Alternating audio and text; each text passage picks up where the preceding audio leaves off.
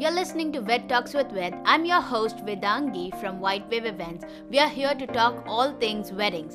So let's jump in. Today's episode is about wedding photography and videography, the must-haves that you must already think about before hiring them. So let's dive in.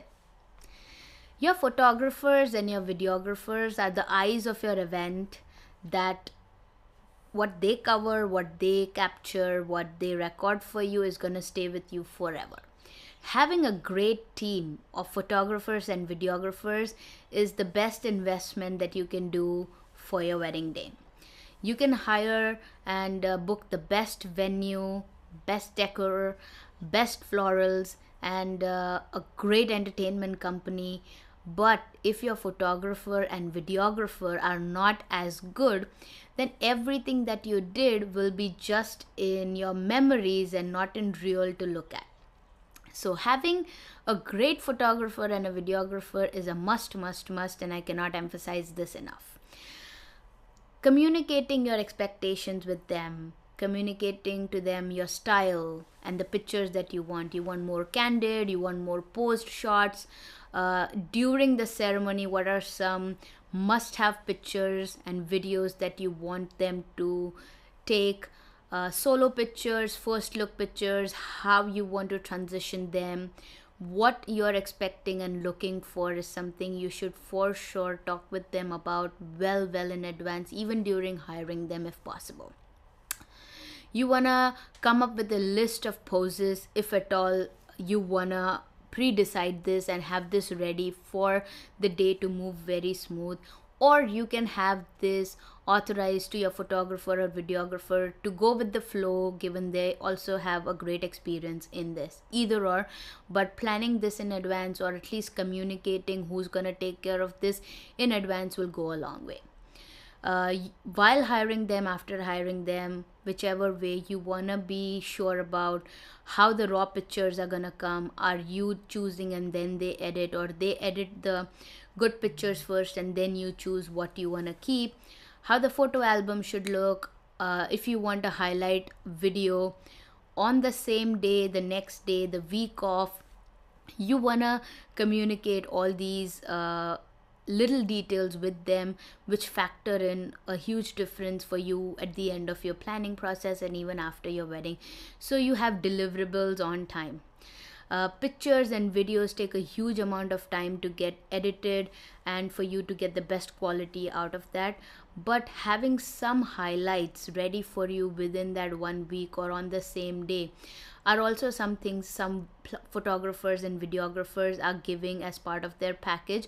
Of course, there's an extra cost to it, but if that is a priority for you, you might want to invest into that extra cost because it is going to be making a huge difference.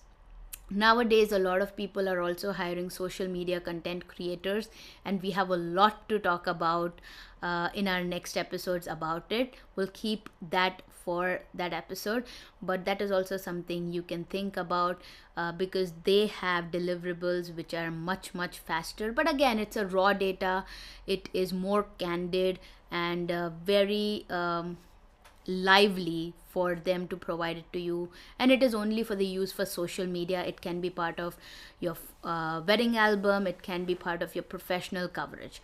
So your professional photographers and videographers are always an investment. You also want to talk with them how you want your guest pictures to look like, because a lot of times during the ceremony, after the ceremony, you want reaction pictures or just pictures of your guests enjoying the event. Also, it could be the dance floor, it could be them enjoying the lunch, it could be the procession for the groom, anything. But letting your team know that you need pictures even during that time is something they also should know and can space out time, and the timeline should reflect that also on. You want to take group pictures with all the guests or selective guests after the ceremony can be also something that the photographer should know, the videographer should know, so they can be as quick as possible to cover probably 10 groups of guest pictures or 15 groups of guest pictures. Your planner and coordinator comes into play over here, so they can group all these guests into groups announce their names, they come up on the stage, picture is taken within 10 seconds, video is taken within 10 seconds, and they're out of the frame. The next group is ready to come upstairs, and it could be a nice transitions. As planners, we have all witnessed doing 30 groups of group shots because the guest count was very big.